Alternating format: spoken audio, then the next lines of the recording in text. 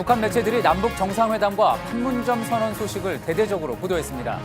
특히 완전한 비핵화란 문구를 그대로 공개했습니다.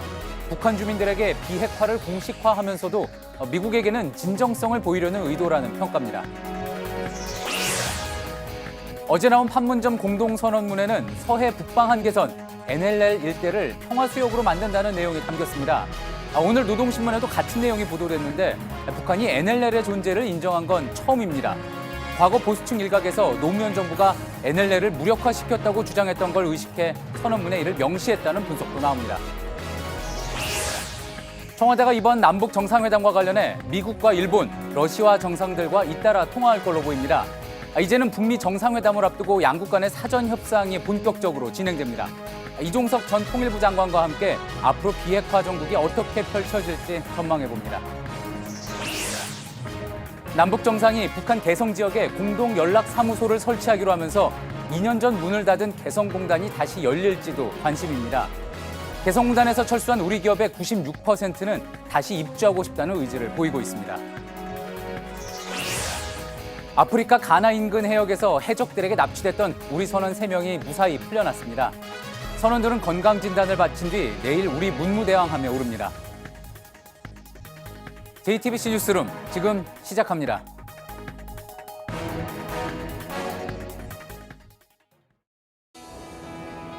기름 없이 달리는 일상으로 내일을 바꾸는 현대수소 전기차.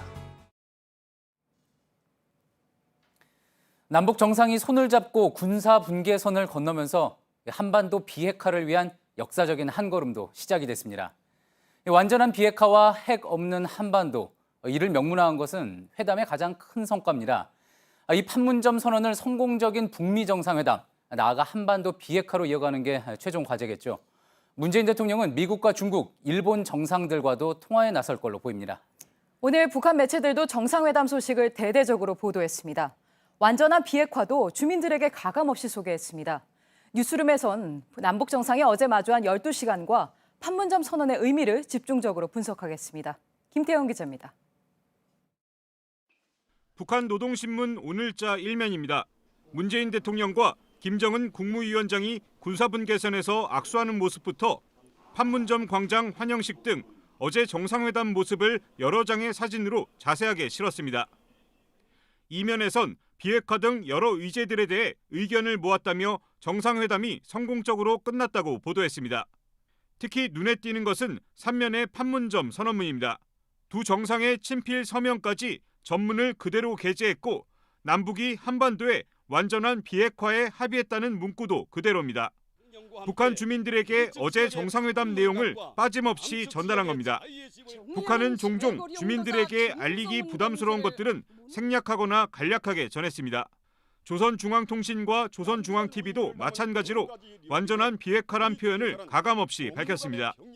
북과 남은 완전한 비핵화를 통해 핵 없는 조선 반도를 실현한다는 공동의 목표를 확인하였다.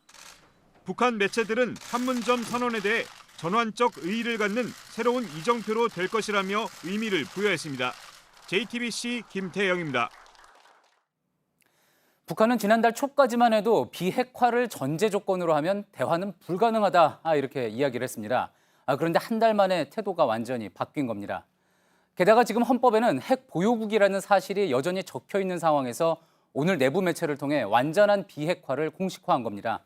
어떤 속내가 있는지 임지수 기자가 분석했습니다.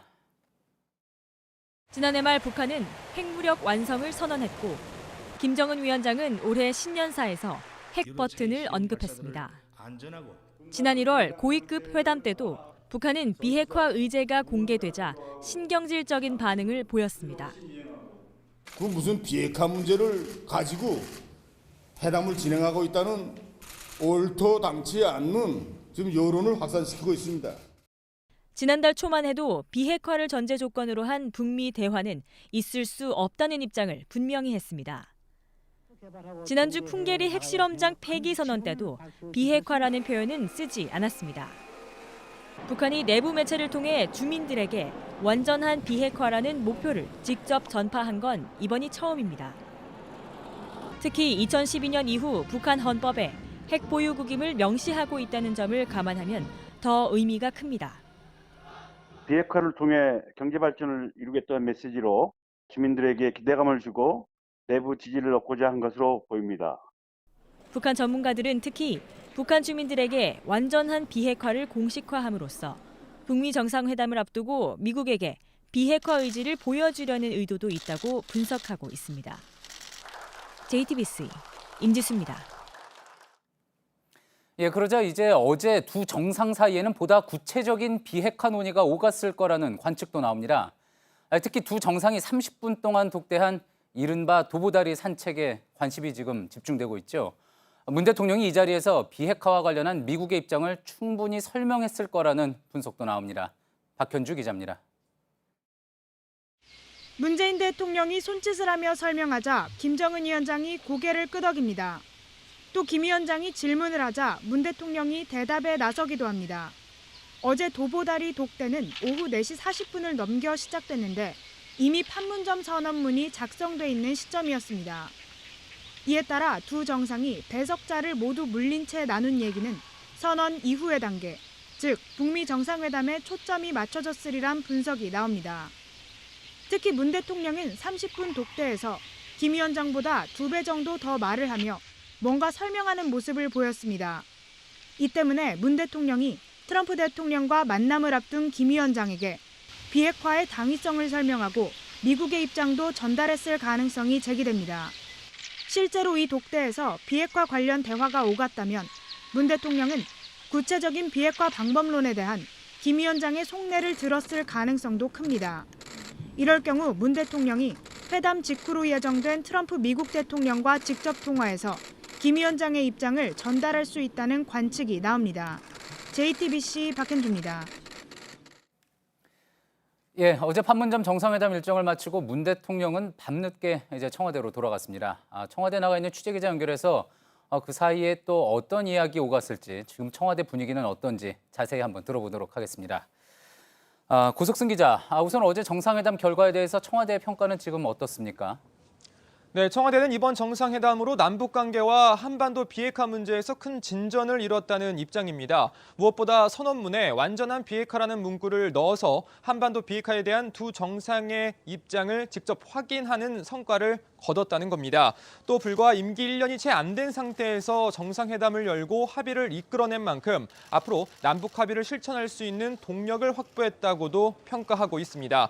청와대는 이번 회담으로 한반도 문제의 당사자로서의 위상과 역할을 재확인했다고도 자평하고 있습니다. 예, 어제 문재인 대통령뿐만이 아니라 청와대 인사들 모두 상당히 고된 일정이었을 것 같은데 문재인 대통령은 오늘 뭐 따로 일정이 있었습니까?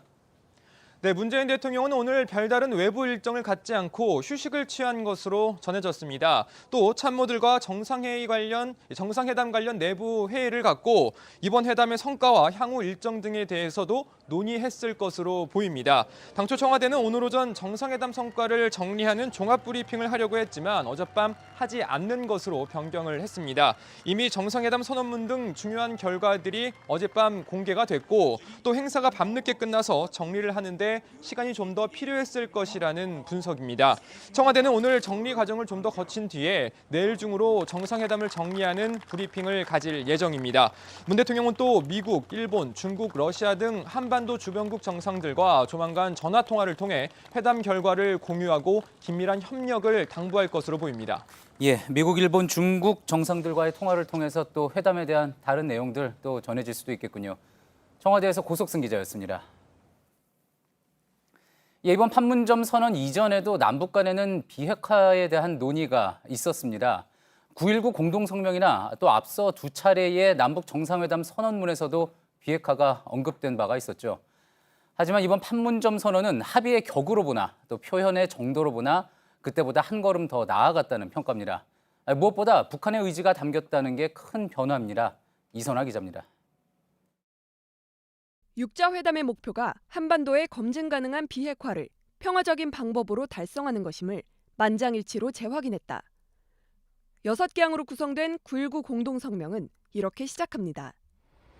북한이 검증 가능한 비핵화를 통해 핵을 포기하겠다는 약속을 한 첫 번째 문서였습니다. 구체적으로는 모든 핵무기와 현존 핵 계획들을 포기한다는 내용이 담겼습니다.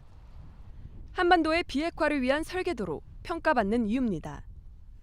다만 합의는 남북 양 정상 간이 아닌 육자 회담을 통해 이뤄졌습니다.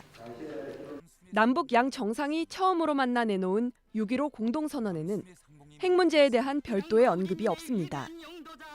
북핵 동결을 약속하는 북미 제네바 합의가 가동 중인 상황이었기 때문입니다.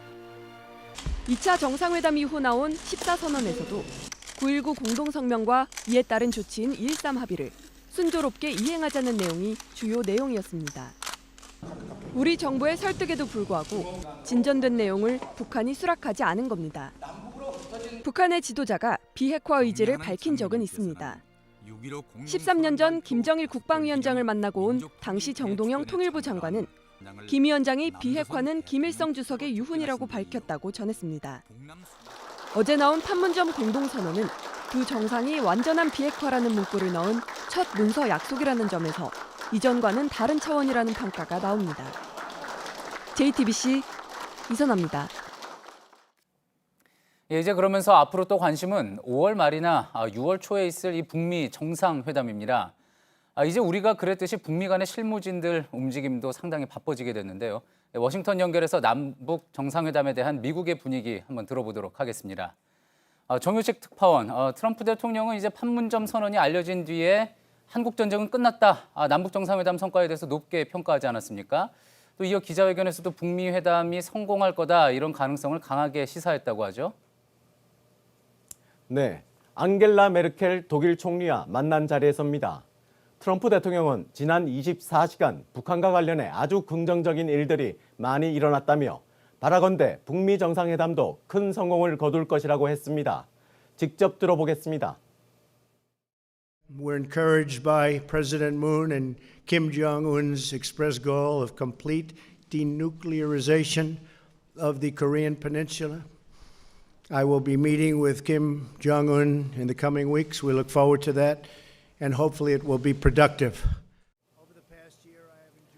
트럼프 대통령은 김 위원장이 우리를 속이고 있다고 생각하지 않는다며 이렇게 멀리까지 진전된 적은 없었다고 했습니다. 그러면서 매우 드라마틱한 일이 일어날 수 있다고 기대했습니다. 예, 북미 정상회담을 준비하고 있는 실무자, 북한을 방문하기도 했고요. 폼페이오 국무장관 아닙니까? 폼페이오 국무장관이 이번 판문점 선언에 대한 정밀 분석에 들어갔다는 소식도 전해지고 있군요. 벨기에 브뤼셀을 방문 중인 폼페이오 장관은 김 위원장이 새로운 약속을 했는지 선언문을 면밀하게 연구하고 있다고 말했습니다. 과거의 실수를 되풀이 않겠다고 강조하면서 한 말입니다. 폼페이오 장관은 대량 살상 무기의 지체 없는 해체가 미국의 목표라고도 했습니다. 북미 협상에선 핵탄두 외에 탄도미사일, 생화학무기 포기까지 요구할 뜻을 밝힌 겁니다. 미국 본토를 위협하는 ICBM뿐만 아니라 중단거리 탄도미사일도 포함할 수 있다는 의미입니다. 악마는 디테일 속에 있다는 말처럼 북미 간 완전한 비핵화의 세부 조건 협상이 쉽지 않을 수 있습니다. 예, 이번 남북 정상회담에서 또 논의된 게 종전선언, 또 이렇게 평화협정으로 전환하는 것, 이 부분을 추진하는 게 이제 논의가 됐는데 자연스럽게 또 같이 얽혀있는 문제가 주한미군 이슈 아니겠습니까? 이 문제도 새롭게 또 부상할 가능성 배제할 수가 없겠죠?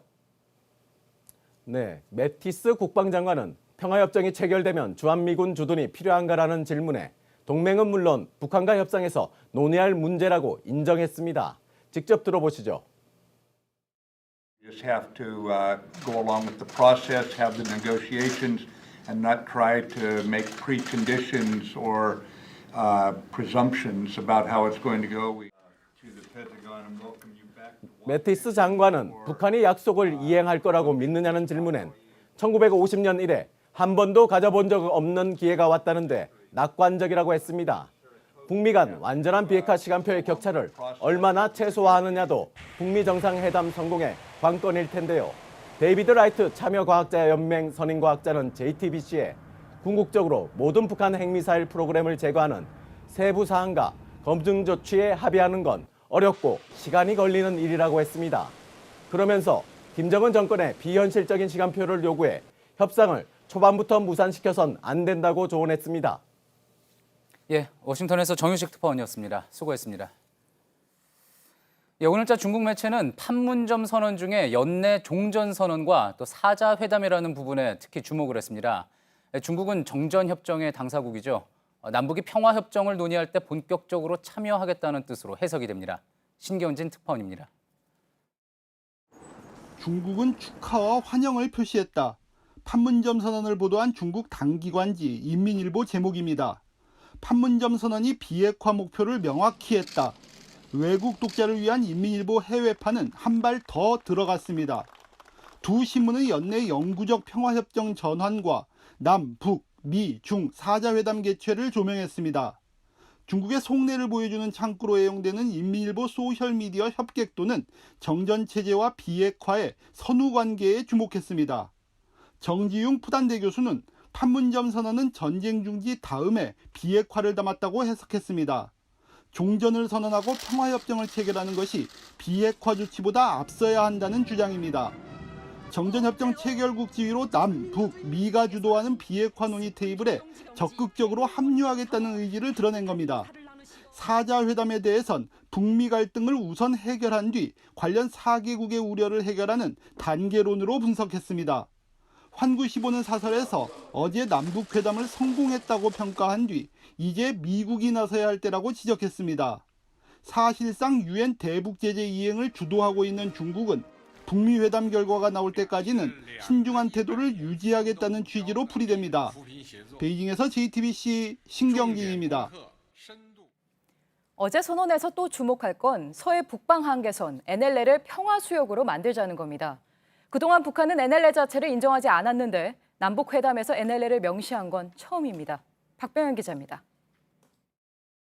서해 북방 한계선, 즉 NLL이 남북회담 합의문에 명시된 건 이번이 처음입니다. 공동선언문엔 서해 북방 한계선 주변을 평화수역으로 만들기로 했다는 내용이 포함됐습니다. 그동안 북한은 해상 경계선, 서해 경비계선 등의 표현을 쓰며 NLL 자체를 인정하지 않았습니다. 하지만 이번 회담에선 스스로 NLL의 실체를 인정한 셈입니다. 북한은 오늘자 노동신문에서도 서해 북방 한계선이란 용어를 썼습니다. 이를 두고 보수진영 일부에선 NLL 무력화 시도라는 해묵은 논리를 꺼내고 있습니다. 18대 대선을 앞둔 2012년 10월에도 당시 새누리당은 노무현 정부가 NLL을 포기했다고 주장한 바 있습니다. 하지만 북방 한계선은 유엔 사령부가 만든 용어입니다. 선 자체도 유엔 사령관 마크 클라크가 1953년에 그은 겁니다. 북한이 굳이 북방 한계선이라는 단어를 피했던 것도 이런 이유 때문입니다. 따라서 북한이 과거와 달리 북방 한계선 단어를 명문화한 건 우리 기준의 경계선을 인정한 것으로 봐야 한다는 시각이 지배적입니다. JTBC 박병현입니다. 네, 이렇게 남북 정상은 단계적인 군축에 합의했습니다.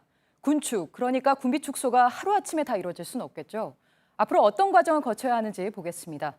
유선희 기자, 군축도 절차가 있다고 들었습니다. 3단계를 흔히 말하던데요. 그렇습니다. 군사 용어기 때문에 좀 딱딱해서 풀어서 얘기를 해보겠습니다. 네. 우선 군사적으로 신뢰를 만드는 절차가 있습니다. 대표적인 방법이 군 수뇌부가 정기적으로 만나고 이렇게 한 라인을 연결하는 방법이 있습니다. 네. 앞으로 줄여나갈 군사시설, 장비 이런 것들을 서로 공개하고 훈련을 참관하는 절차도 실행될 수 있다면 이런 것들이 1단계에 들어갑니다. 네, 쉽게 얘기해서 1단계는 각자 가진 걸 공개해서 군사적으로 좀 신뢰를 쌓자 이런 취지 같은데요. 어제 선언에 관련해서 명시된 게 있습니까? 네, 정상회담 선언문엔 국방부 장관 회담을 포함해서 군사 당국자 회담을 자주 열자 이렇게 명시가 돼 있습니다. 네. 이런 것은 서로 군 당국 간의 신뢰를 쌓는 가장 편하고 또 좋은 방법 중에 하나입니다. 회담을 통해서 남북 간의 군축회의 혹은 군축위원회를 만들 수 있다면 군축에 더더욱 속도를 낼 수 있을 것으로 보입니다. 네, 다음 달 장성급 군사회담을 시작으로 1단계에 사실상 들어가는 셈이네요. 다음 단계는 뭐가 있습니까? 네, 두 번째 단계는 운용적 군비 통제입니다. 운용이라고 하면 당장 우리가 군사 시설이나 장비를 없애기는 좀 어려우니까 일단 전방, 최전방에 몰려있는 장비들을 후방으로 빼면서 이렇게 운용해서 긴장도를 좀 낮춰보자 이런 겁니다. 네, 군비를 후방으로 빼면서 접경 지역의 긴장을 풀려면 구체적으로 어떤 방법이 있을까요? 네, 여러 가지 방법이 있지만 문재인 대통령이 어제 하나의 예를 직접 얘기한 것이 있습니다. 네. 들어보겠습니다. 네. 한반도를 가로지르고 있는 비무장지대는 실질적인 평화지대가 될 것입니다. 네, 문 대통령의 말은 DMZ 안쪽에 있는 전력을 빼자는 그런 취지죠? 네, 그렇습니다. 구체적으로는 DMZ 안쪽에 남북이 경쟁적으로 설치했던 초소들, 그러니까 GP를 철수 뒤쪽으로 좀 물리고 그리고 그 안에 있는 수십만 개로 추정되는 지뢰들을 제거하는 방법들이 있습니다. 시각에 따라서는 이런 것들을 2단계 군축의 하나로 보는 시각도 있습니다. 네. 특히 북한이 평양과 원산 이남에 배치한 장사정포 상당히 많은 양을 배치해놓고 있는데 이런 것들을 수도권 사정거리에서 벗어난 후방으로 이렇게 보이듯이 더 북쪽으로 옮기게 된다면 가장 확실한 군축 조치가 될 것으로 보입니다. 네, 지금까지 유선희 기자가 설명한 게 2단계고 다음은 3단계죠. 뭔가요? 네, 마지막은 구조적 군비 통제, 그러니까 병력과 장비를 실제로 좀 줄여보는 단계입니다. 네. 뒤로 뺀 군사시설, 장비들을 동시에 폐기하거나 또 해체하는 방식으로 줄여나가는 겁니다. 하지만 2단계에 이르려면 신뢰도가 상당히 많이 필요하기 때문에 같이 줄이는 것도 어렵고 실제로 얼마나 줄였는지 서로 검증하는 것도 상당히 어렵습니다. 네, 3단계가 가장 어렵고 또 남북 중에 한쪽만 줄이면 더 위험해질 수도 있겠어요. 뭔가 좀 검증할 만한 그런 믿을 만한 검증이 없겠습니까?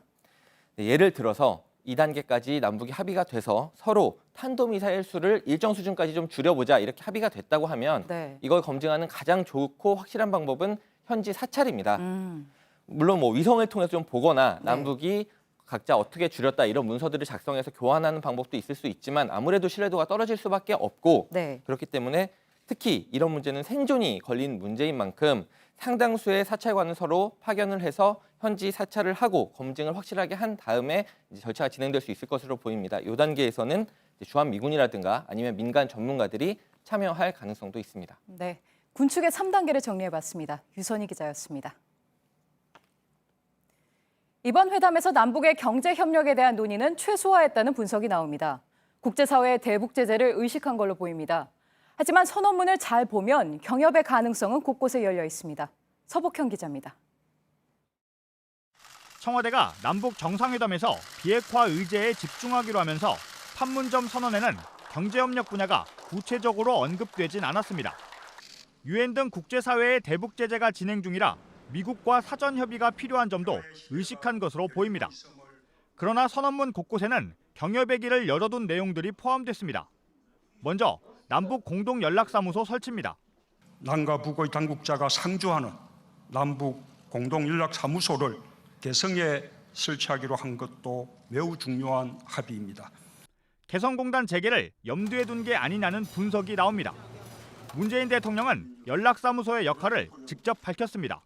여기서 14 정상선언의 이행과 남북 경협 사업의 추진을 위한 남북 공동조사 연구 작업이 시작될 수 있기를 기대합니다. 선언문에는 2007년 14선언에서 합의된 사업들을 적극 추진해 나간다는 문구가 나옵니다. 14선언에는 개성공업지구 1단계 건설을 빠른 시일 안에 완공하고 2단계 개발에 착수한다는 내용이 담겼습니다.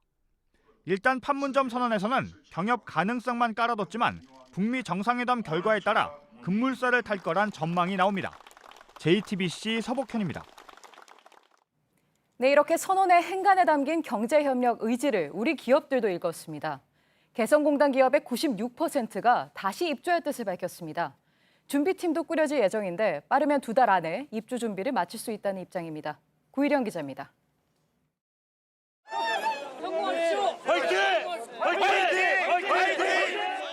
남북 정상회담 날 아침, 개성공단 기업 대표들의 간절한 외침에 문재인 대통령도 뒤를 돌아봤습니다.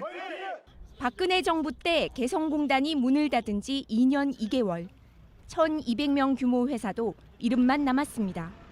영업 손실 홍계 15억 정도 받죠. 4명으로 줄은 상태에서 회사 간판만 유지하고 있죠. 개성공단에서 철수한 우리 기업 중 96%가 다시 입주하고 싶어 합니다. 당연히 가야죠. 남북 경협이 우리한테 득이 되는 거거든요. 합의문에서 남북 경제 협력을 직접 언급하진 않았지만 기업들은 기대가 큽니다. 어제 정도의 어떤 그 선언이면은 나름대로 의미가 있다라고 생각합니다. 빠른 시간 안에 그 개성에다가 남북 공동 연락사무소 설치한다라고 했지 않습니까? 개성공단 기업협회는 공단 재개 준비팀을 곧 꾸릴 예정입니다. 공단이 열리기만 하면 빠르면 2달, 늦어도 6개월 안에 원상복구가 가능하다고 장담합니다. 눈물이 나오네요. 잘 될 거라는 희망을 가지고 있습니다. JTBC 구희령입니다.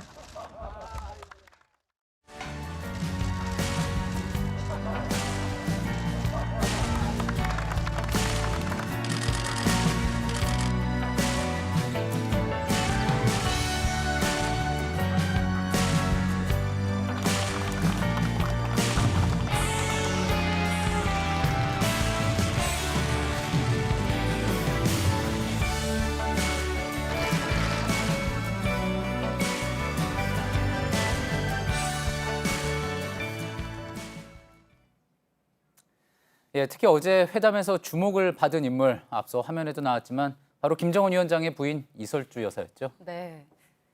만찬 직전에 늦게 합류를 했지만 이 국가 간 정상회담에서 퍼스트레이디가 하는 역할을 소화해냈습니다. 북한이 정상국가의 이미지를 쌓는 데 기여했다는 평가가 나옵니다. 유한우 기자입니다.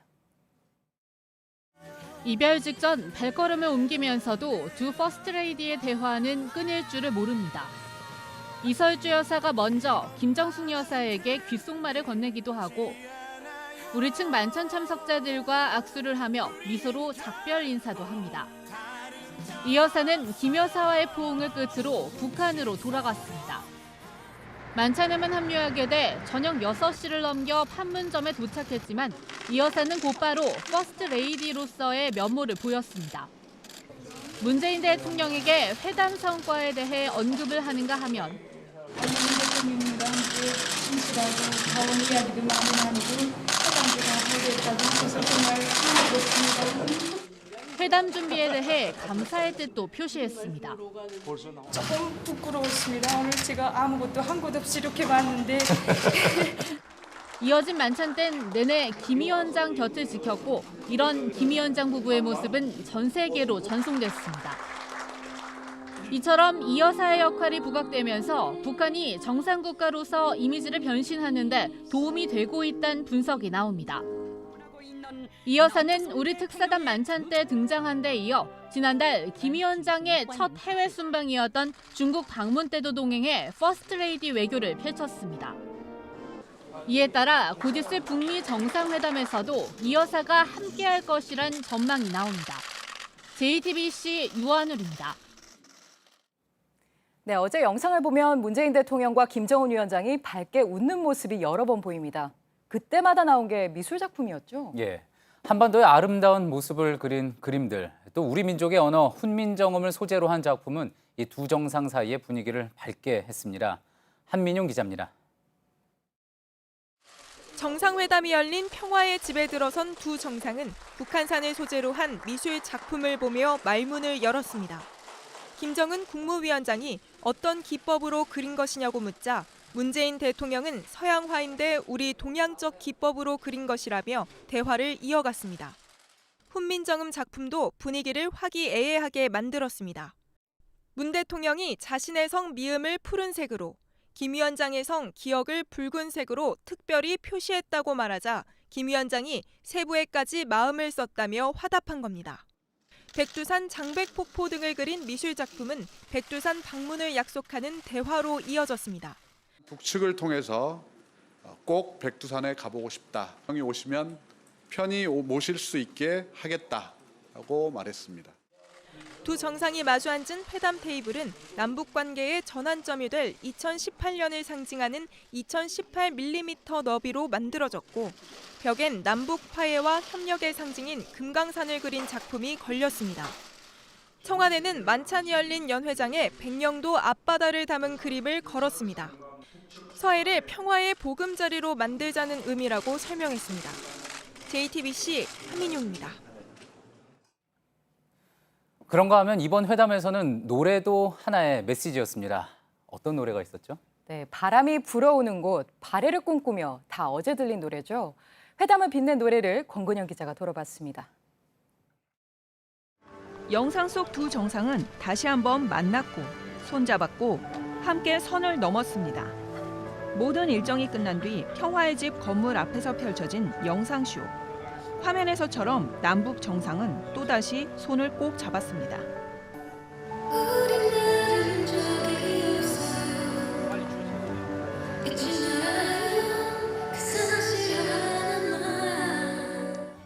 (2015년) K-팝 가수들이 부른 통일 노래가 분위기를 돋웠습니다.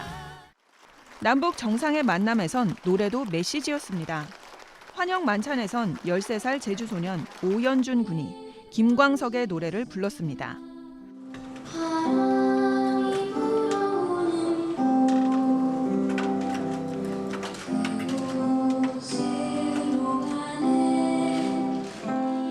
이설주 여사의 얼굴에 미소가 번졌고 김여정 부부장은 고향의 봄을 따라 부르기도 했습니다.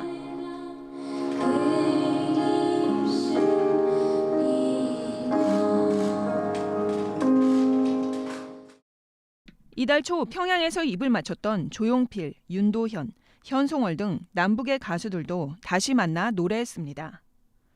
만찬을 마치고 평화의 집을 나설 땐 서태지와 아이들이 23년 전 불렀던 노래 가래를 꿈꾸며가 흘렀습니다. 갈려진 땅의 친구들을 언제쯤 볼 수가 있을까. 하나 되기를 갈구했던 통일의 노래들. 노래와 함께 판문점에도 봄이 왔습니다. JTBC 권근영입니다. 예, 오늘 스튜디오에 이종석 전 통일부 장관 모셨습니다. 이 전 장관과 함께 판문점 선언의 의미와 또 북미 정상회담 전망 한 걸음 더 들어가 보고 또 어제 정상회담 만찬에 참석을 하셨죠. 분위기도 한번 좀 들어보겠습니다. 어서 오십시오. 예, 반갑습니다. 예, 먼저 오늘 가장 눈에 띄는 것 중 하나가 북한 매체가 이번 판문점 선언을 전하면서 완전한 비핵화 이 얘기를 직접 했습니다. 자, 이 부분 부분을 어떻게 해석을 좀 해볼 수가 있을까요?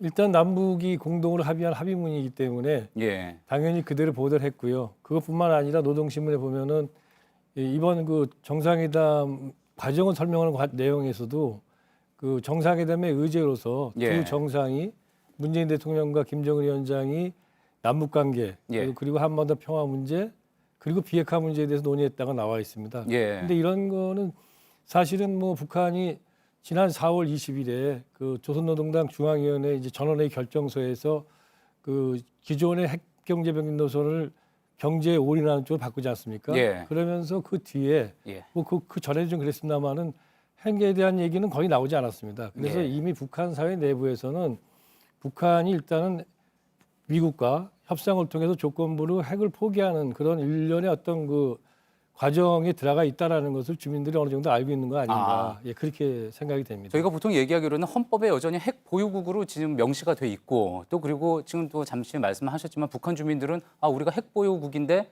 갑자기 비핵화를 한다 이런 부분에 대해서 혼란을 느낄 수도 있을 거다 이런 지적이 있었던 건데 그런 부분에 대해서 이미 주민들이 어느 정도는 이해를 하고 있다 그런 말씀이신 거군요. 그러니까 지금까지 김정은이 북한 주민들에게 북한 체제가 왜 핵을 갖느냐에 대해서 핵 자체가 핵 무기를 보유하는 것 자체가 목적이 아니고 예.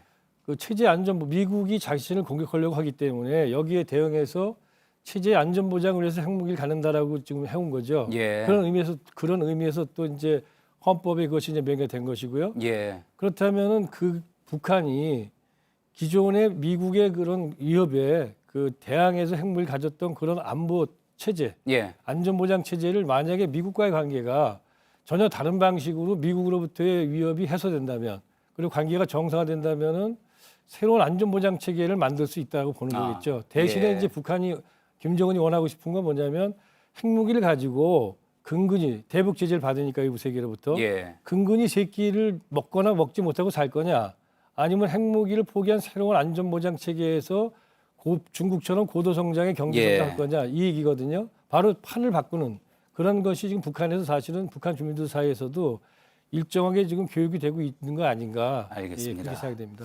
자, 그러면서 이제 전반적으로 어쨌든 이번 선언에 대해서는 의미를 상당히 부여를 하고 있지만 또 일각에서는 좀 구체적인 어떤 방안에 대해서는 얘기가 좀 덜 나온 것 아니냐. 핵 폐기에 대해서 구체적인 방식에 대해서는 좀 이야기가 덜 나온 것 아니냐 뭐 이런 시각도 있지 않습니까? 아니 그러니까 지금 북한의 김정은 위원장이 핵을 포기한다는 의지는 밝혔지만 그것은 조건부죠. 예. 다시 말해서 북한이 미국으로부터 군사적 위협 해소 그리고 체제 안전 보장을 받아야만 되는 거 아닙니까? 다시 말해서 핵을 포기하는데 그 대신에 미국으로부터 어떤 조건을 받을 건지 예. 반대부분은 뭔지 이런 거를 갖다 구체적으로 협의해야 되거든요. 예. 그러다 보니까 구체적인 핵 포기와 관련된 일련의 조치는 북미 정상회담에서 이루어지는 것이지 남북 정상회담에서 이루어질 수가 없는 것이죠. 다 단계가 있는 것이니까요. 그렇습니다. 지금 예. 대신 남북 정상회담은 북한이 명확하게 핵을 포기할 의지가 있다라는 예. 걸 보다 공고하게 확인하는 것이 중요했는데 이번 그 판문점 선언이 그걸 분명하게 했다는 것입니다. 예, 자 그렇다면은 북미 정상회담에서 지금 말씀하신 이 구체적인 방안에 대해서 이제 논의를 하게 될 텐데요. 그럼 이제 또 실무진끼리도 북미 정상회담이 이루어지기 전에 또 치열하게 이제 논의를 하게 되겠죠. 자, 그 이른바 그 도보다리 대화에서 30분 동안 이제 양 정상이 단독으로 이야기를 나누지 않았습니까? 그때 이제 보통 나오는 이야기가 아마 북미 정상회담에서 이렇게 하는 게 좋겠다. 미국의 입장은 이렇다. 이런 이야기를 이제 문재인 대통령이 전하지 않았을까 뭐 이런 이야기도 나오는데 그렇게 예상을 하십니까? 어떻게 보세요? 글쎄 저도 앞에 뉴스 나가는 걸 봤습니다. 예. 많은 분들이 그렇게 예상을 하시는데요. 그거는 뭐 사실 두 분 정상 외에는 사실 지금 누가 알겠습니까? 예. 다만 그 자리에서 그런 대화가 나눴을 가능성도 높고 예.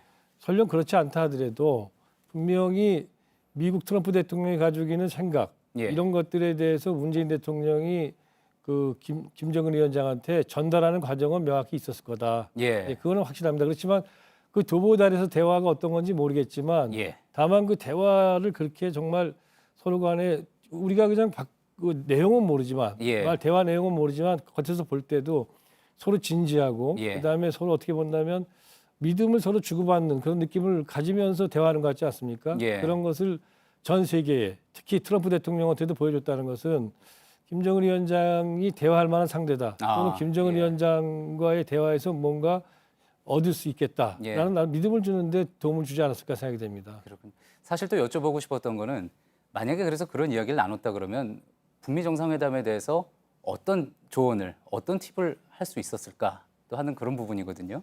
일단 지금 미국과 북한 사이에서는 현재 핵 포기와 그다음에 예. 체제 안전 보장 관련된 체제 안전 보장은 뭐 구체적으로 얘기하면 북미 수교라든가 평화협정이라든가 또는 이제 경제 제재 해제 이런 거겠죠. 이런 것들을 서로 그럼 어떻게 합의를 보더라도 서로 교환을 하지만 예. 어떤 수순으로 이걸 갖다가 서로 그러면 해체해 나갈 건지 주고받을 건지 예. 여기에서 이제 일정하게 합의되는 것도 있지만 서로 의견 차이가 나는 게 있지 않겠습니까? 예. 아마 그런 점들에 대해서 말씀을 했거나 아니면 트럼프 대통령이 갖고 있는 진정성 예. 다시 말하면 확실하게 북한이 핵을 포기하면 트럼프도 확실하게 북한에 대해서 체제 안전 보장만이 아니라 예. 경제적인 그런 여러 가지 혜택도 줄 것이다. 이런 얘기들을 아마 어떤 형태건 간에 말씀을 했을 거라고 생각이 됩니다. 알겠습니다. 어제 또 중요한 부분 하나 있습니다. 판문점 선언 내용 중에 서해 북방 한계선 일대를 평화수역으로 만들고 또 군축을 실현하기로 한 부분 상당한 의미가 있다고 봐야 되겠죠. 예, 앞에 뉴스에도 나갔습니다마는 그 북방 한계선은 북한이 그동안에 인정하지 않았던 선입니다. 그래서 그 NLL이라고 하지 않습니까? 예. 이거는 이제 우리의 고유 명사지 북한은 그 말을 안 쓰고 우리는 그런 북방 한계선 인정한 적이 없기 때문에 예. 서해상에서 자기들이 주장하는 경계선이 따로 있었고 그것 때문에 계속 지금 분쟁이 됐는데 이번에 북한이 서해 북방 한계선이라고 이름을 썼습니다. 예. 그 얘기는 뭐냐면 제 생각엔 아마 북한이 서해 북방 한계선을 인정했다고까지는 아직 확신할 수는 없고 예.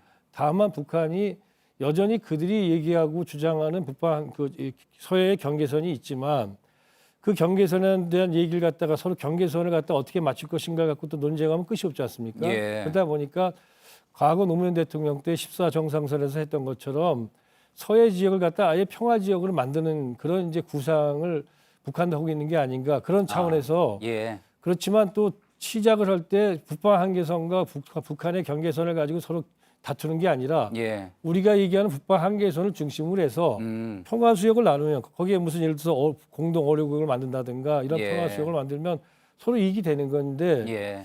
앞으로는 그런 논쟁을 하지 않고 그냥 뭐 남쪽에서 얘기하고 있는 그 주장 선에서 평화 수역을 한번 만들어 볼 수 있겠다. 이런 거 아닐까? 쓸데없는 논쟁을 하지 말고 네. 공동이 추구하고 있는 목적을 이루자 이런 취지에서 했다 이렇게 볼 수가 그러니까 있겠군요. 북한이 자기 주장을 포기했다 이렇게까지는 볼 수 없지만 예. 분명한 다음 논의에서는 그런 자기 주장 때문에 북한의 경계선 주장 때문에 의제 진전이 안 되는 것은 나를 가급적 스스로가 제어하고 있는 게 아닌가 이런 생각이 들었습니다. 예. 벌써 시간이 많이 흐르기는 했지만 어제 많지 않은 이야기 해보지 않을 수 없을 것 같습니다. 화면으로 저희가 이제 보는 것하고 또 실제 그 자리에 참석하셔서 느끼는 게 또 다를 수 있을 것 같아서요. 어떠셨습니까? 실제로 뭐 분위기가 예전에 이제 또 북한 부축 사람들 만났을 때 그런 만찬에 참석했을 때하고는 많이 달랐습니까? 예, 맨 처음 1차 남북 정상회담 때도 제가 그 만찬에 여러 차례 참석을 했었는데요. 그때 감격적이고 그리고 상당히 이제 분위기가 좋았지만 예. 한편으로는 과연 우리가 합의하고 함께 의지를 갖다가 함께한 것들이 과연 제대로 갈 수 있을 것인가라는 이제 불안감은 있었죠. 예. 그런데 이번에는 뭔가 서로 합의를 하고 그 합의에 대해서 실천할 의지도 있고 실천이 되겠다. 상당히 사실 남북 관계나 또는 북핵 문제 때문에 상황이 악화된 속에서 만났는데도 이번에 뭔가 정말 될 것 같다라는 느낌, 이런 느낌 받았습니다. 그만큼 분위기도 좋았지만 그 완찬에서도 이제 김정은 위원장도 그렇고 우리 대통령께서도 물론 그러셨습니다만은 하여튼 과거 합의를 해놓고 그것이 잘 지켜지지 않은 것들에 대한 회한, 다시 말하면 그러면 안 된다. 뭐 그리고 앞으로 그 나아가는 길에서 상당히 많은 어려움이 있겠지만 그럼에도 불구하고 어려움을 뚫고 반드시 합의는 지킨다. 이런 의지들을 많이 강조하는 걸 보면서 상당히 낙관적인 믿음을 갖게 됐습니다. 짧게 하나만 더 마지막으로 여쭤보겠습니다. 평양냉면 드셨을 텐데 맛이 있었습니까? 예, 평양냉면은 뭐 맛이 있었습니다. 예, 알겠습니다. 감사합니다. 이종석 전 통일부 장관이었습니다. 네. 예, 어제 남북 정상회담 결과를 놓고 정치권의 평가는 대부분 긍정적이었죠. 다만 자유한국당에서만 인색한 평가를 내놓고 있는데 어제 위장 평화쇼라고 회담을 비판했던 홍준표 대표가 오늘은 또 회담은 말의 성찬에 불과했다 이런 평가를 내놨습니다. 임소라 기자입니다. 자유한국당 홍준표 대표가 페이스북에 올린 글입니다. 판문점 선언의 구체적인 비핵화 방법이 포함돼 있지 않다는 이유를 들어 말의 성찬에 불과하다고 어제 정상회담을 비판했습니다. 그러면서 미국은 이런 식의 위장 평화회담은 하지 않을 것이라고도 주장했습니다. 남북 정상이 완전한 비핵화란 목표에 합의한 데 대해 고무됐다며 환영 입장을 밝힌 도널드 트럼프 미국 대통령의 반응과는 온도차가 큽니다. 앞서 한국당은 이번 정상회담과 관련해 이렇게 주문해 왔습니다. 완전한 비핵화가 국민의 뜻이라는 점을 남북 정상이 분명히 인식해 주길 기대합니다. 하지만 남북 정상이 비핵화 인식을 공유한 판문점 선언이 나오자 이번엔 또 비핵화 방법론이 빠진 점을 비판하고 나선 겁니다. 한국당은 이처럼 어제 회담을 위장 평화쇼로 평가하면서도 환영 만찬에 초대를 받지 못한 점은 문제 삼았습니다. 신보라 원내대변인은 논평을 통해 청와대가 국회의장과 여야 대표를 모두 초청했어야 한다며 여당 지도부만 초대한 건 국회 무시라고 주장했습니다. JTBC 임소라입니다. 예, 이번 남북 정상회담 결과 특히 판문점 선언과 관련해서는 앞으로 국회의 비준이 필요하고 또 필요하면 법을 만들 필요도 있습니다. 하지만 앞서 보신 것처럼 자유한국당의 부정적인 평가가 걸림돌이 될 수 있는 상황인 거죠. 국회 취재기자 연결해서 자세한 소식 한번 들어보겠습니다. 김혜미 기자, 자유한국당을 뺀 이 여야의 반응 한번 구체적으로 전해주시죠. 네, 약간의 온도차는 있었지만 모두 긍정적으로 평가했습니다. 민주당은 남북 관계뿐만 아니라 한반도 정세의 대전환점을 만든 역사적인 쾌거라고 극찬했습니다.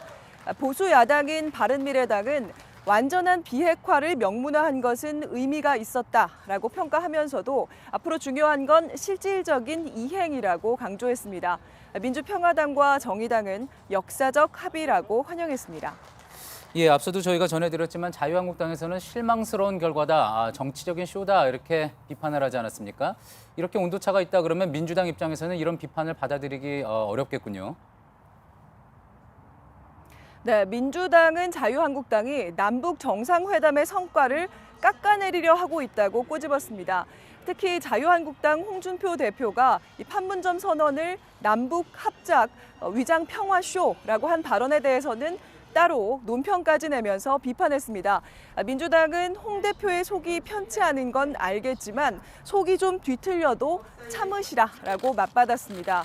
뿐만 아니라 민주당 경기지사 후보인 이재명 전 성남시장은 자신의 페이스북에 이게 위장 평화 쇼로 보이고 그리고 휴전선의 총격과 포성이 그립다면 그만 대한민국을 떠나시라고 날을 세웠습니다. 예. 청와대는 뭐 이전부터 남북 정상회담에서 합의한 내용에 대해서도 이제 국회 동의를 받겠다 이렇게 이야기해오지 않았습니까? 지금처럼 이렇게 여야 간의 시각차가 상당한 상황이라면은 앞으로 어떻게 진행될까요? 네, 현재까지 판문점 선언은 정치적인 합의입니다. 청와대는 앞으로 관련 절차를 밟아서 이를 법적 합의로 제도화하겠다는 방침입니다. 문재인 대통령은 이미 여러 차례 국회의 비준을 받아야 정치적인 상황이 바뀌어도 합의가 영속적으로 추진된다 이렇게 여러 차례 밝혔습니다. 국회의 비준 동의를 받으려면 재적의원 과반 출석에 과반 찬성이 필요한데 자유한국당 등 보수야당의 동의 여부가 관건이 될 것으로 보입니다. 예, 국회에서 김혜미 기자였습니다. 아프리카에서 해적에 납치된 우리 선원 3명이 한 달 만에 무사히 풀려났습니다. 이들은 모두 건강하고 현재 우리 정부의 보호를 받고 있다고 외교부가 밝혔습니다. 남궁욱 기자입니다. 아프리카 해적들에 납치됐던 우리 선원 3명이 어제 풀려났다고 정부가 밝혔습니다. 지난달 26일 어선 마린 711호에 타고 있다 가나 인근 해상에서 납치된 지 32일 만입니다. 외교부에 따르면 석방된 선원들은 현재 안전한 장소에서 휴식을 취하고 있고 건강도 대체로 양호한 상태입니다.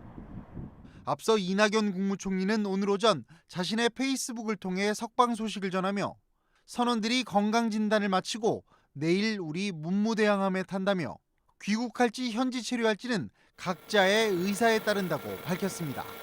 JTBC 남궁욱입니다. 사건 사고 소식입니다.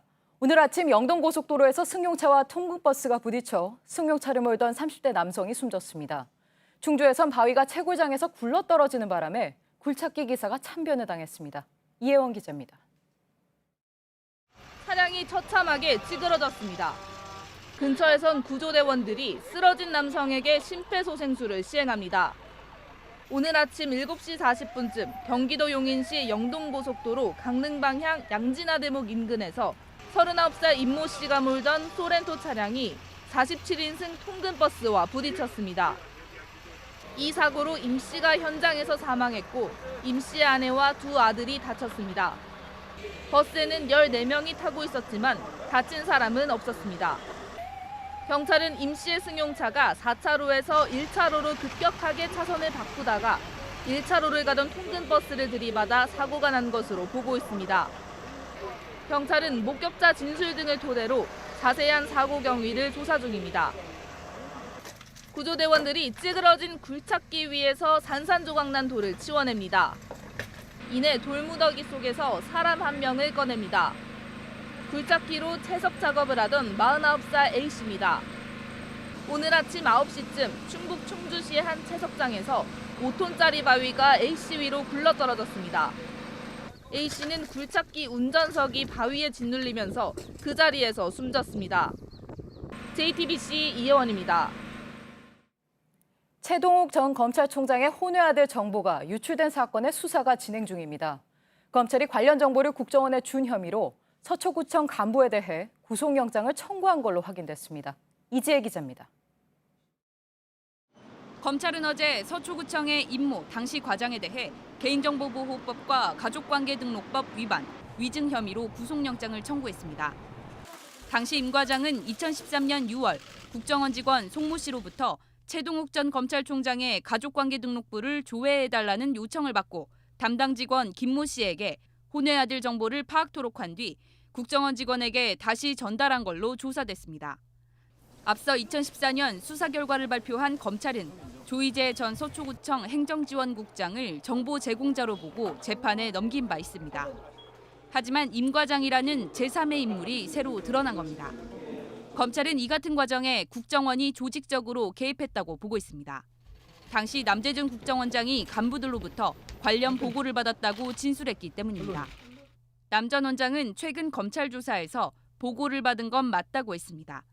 다만 자신은 말렸고 부하 직원들이 알아서 한 것이라고 선을 그었습니다. JTBC 이지혜입니다. 경찰이 만민중앙교회 지도자 이재록 씨를 두 번째로 불러 조사하고 있습니다.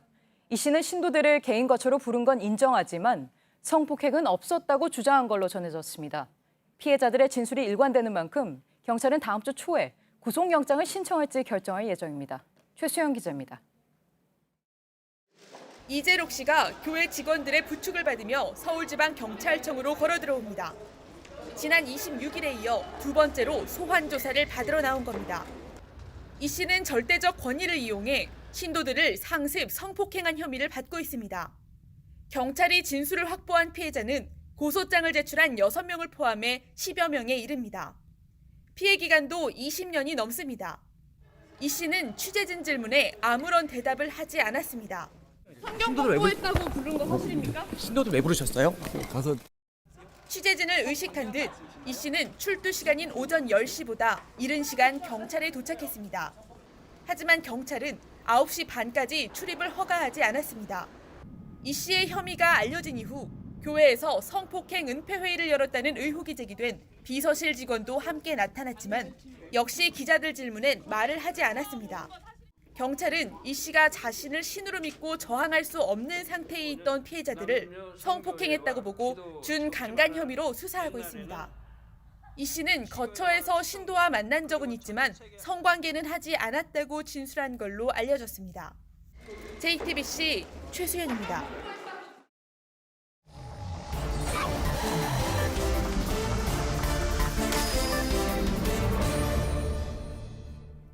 예, 오늘 비하인드 뉴스 정치부 안지연 기자 나와 있습니다.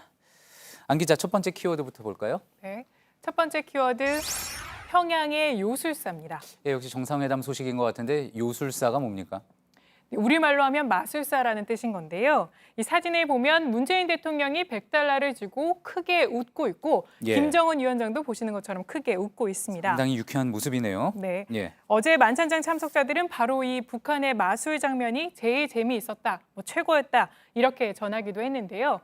이 북한 마술사는 이 참석자에게 즉석에서 건네받은 5만 원을 가지고 마술을 통해서 계속해서 바꾸다가 맨 마지막에 $100짜리를 문재인 대통령에게 전달했다고 합니다. 예. 그런데 북한의 마술사는 자신을 북한의 요술사라고 소개했다고 합니다. 요술사라는 말이 참 우리에게는 낯선 그런 용어인데 마술이 아니라 그러니까 요술을 부린다는 건가요? 네, 원래 우리말 사전을 먼저 보시면 마술은 보시는 것처럼 재빠른 손놀림이나 속임수를 뜻하고요. 예. 반대로 요술은 초자연적인 것을 뜻합니다. 그런데 오늘 탈북자에게도 물어보니까 북한에서는 이 표현이 반대라고 합니다. 마치 그 오징어와 낙지 이런 것처럼 완전히 다른 표현인 거군요. 네, 맞습니다. 예. 이처럼 마술과 요술의 표현은 달랐지만 어제 만찬장은 마법처럼 하나가 된 시간이었다고 참석자들은 일제히 전했는데요. 이 남북이 다 같이 좋아했던 또 하나의 마법도 있었다고 합니다. 이 바로 평양냉면입니다. 예, 평양냉면. 정상회담 전부터 관심이 많았던 그런 아이템이죠. 네, 그렇습니다. 어제 평양냉면은 북측 통일각에 옥류관 제명기를 설치해 놓고 그곳에서 배달된 평양냉면을 보시는 것처럼 군사 분계선을 넘어서 평양의 집 만찬장으로 배달을 했던 겁니다. 예, 저 안에 지금 면을 가지고 지금 나르고 있는 그런 모습인 거군요. 네, 맞습니다. 이 북한 방송도 이 평양냉면이 어제 만찬에서 큰 관심을 받았다고 소개하기도 했는데요. 이 발언은 직접 들어보시죠. 남측에서는 특별한 의미를 담은 여러 가지 요리들을, 우리 측에서는 옥류관의 평양냉면을 연회상에 올려 참가자들에게 깊은 인상을 남겼습니다. 만찬은 시종 혈육의 정이 넘치는 화기애애한 분위기 속에서 진행되었습니다. 예, 북측 방송에도 시종 화기애애한 분위기라고 했는데 조금 전에 이제 화면에서 봐서도 이설주 여사가 김정수 교사와 이야기를 나누고 또 김여정 제1부부장과 강경화 장관 모습도 실제로 상당히 이렇게 친근한 그런 분위기 확인을 할 수가 있네요. 네, 맞습니다. 저 장면만 보더라도 어제 만찬장의 그 화기애애한 분위기를 느낄 수 있는데요. 이 과거 남북 회담이나 또 최근에 남북 접촉을 통해서 접촉이 많았던 만큼 각 테이블에서도 서로 안면이 있어서 화기애애한 분위기였다고 참석자들은 전했습니다. 그렇군요. 정말 계속 얘기하는 거지만 불과 몇 달 전과 비교하면은 지금의 변화, 요술보다도 소위 요술보다도 더 신기한 상황이라는 점 부인할 수 없을 것 같습니다. 두 번째 키워드 볼까요? 네, 두 번째 키워드는 경호의 각입니다. 예, 어제 눈길 끈 장면 중에 저 북측의 경호원들 역시 또 그중 하나였죠. 네, 맞습니다. 이 같은 철통 경호는 김정은 위원장이 판문각을 나서는 순간부터 시작이 됐는데요. 화면을 한번 보시면 이 경호원 10여 명이 V자로 김 위원장을 감싸고 있습니다. 예. 또 걸음을 속도를 맞추기도 하다가요. 나중에는 두 정상이 만나는 장면을 부각시키기 위해 일제히 빠지는 모습도 보입니다. 저 부분뿐만이 아니라 또 김정은 위원장이 이제 차를 타고 이동할 때 같이 달려가는 모습도 인상적이었잖아요. 네, 그렇습니다. 김정은 위원장이 차를 타고 군사 분계선을 지나갈 때마다 저런 모습이 다시 한번 보였었는데요. 12명의 경호원들이 차량을 에워싸고 달리다가 경호를 한 겁니다. 예. 이 차가 속도를 내자 같이 달리는 속도도 빨라졌고요. 이 평화의 집에서 통일각까지는 수백 미터나 되는데 양복 차림에 구두를 신고 꽤 빨리 뛰고도 거뜬한 모습이었습니다. 예. 일반적인 모습은 우리에게 익숙한 모습은 아닌 것 같은데 문재인 대통령의 경호와는 실제로도 좀 다른 면이 있는 거죠. 네, 맞습니다. 문 대통령은 열린 경호라고 해서 이 최소한의 경호를 추구해 왔는데요. 한마디로 있는 듯 없는 듯 하는 경호를 말합니다. 예. 실제로 저희가 화면을 확인해 보니까 문 대통령이 모든 행사를 마치고 떠날 때 모습을 보면요. 이 소수의 경호원만 마지막까지 대통령 차량 옆을 뛰어가다가 뒤에 따라오던 경호 차량에 바로 탑승하는 그런 모습이 보입니다. 예. 차량 바로 옆에서 경호하는 경호원의 숫자도 북측에 비교하면 훨씬 적은 숫자였습니다. 그렇군요. 자, 세 번째 키워드 서둘러서 한번 볼까요? 네. 세 번째 키워드는 나경원의 어처구니입니다. 예, 어제 페이스북에 올렸던 글이 또 논란이 되고 화제가 됐던 거였죠? 네, 맞습니다. 페이스북을 한번 보시면 이 어처구니 없다 이렇게 시작을 하면서 이 막연히 한반도의 비핵화만을 얘기했다 이렇게 이야기했습니다. 예. 어제 판문점 선언에서 완전한 비핵화라는 표현에 대해서 구체적인 것이 없다고 비판을 한 건데요. 그런데 나 의원은 이 어처구니 없다라는 비난 여론이 쇄도하자 자신의 글을 살짝 수정했습니다. 예. 이 앞부분에 어처구니가 없다 이런 부분은 뺐지만 이 국민에게 감동을 주는 부분이 있었다고 시작하면서도 여전히 실질적인 진전은 없었다고 비판 수위를 약간 낮췄지만 예. 여전히 비난 여론은 계속되고 있었습니다. 그렇군요. 잘 들었습니다. 비하인드 뉴스 안지연 기자였습니다. 날씨입니다. 내일도 전국이 맑고 예년보다 포근하겠습니다. 강원 영동을 비롯한 일부 지역은 낮에 30도까지 오르겠습니다. 미세먼지 농도는 대부분 나쁨 수준이라 야외 활동에 주의하셔야겠습니다. 예, 오늘 저희가 준비한 소식은 여기까지입니다. 시청해주신 여러분 고맙습니다.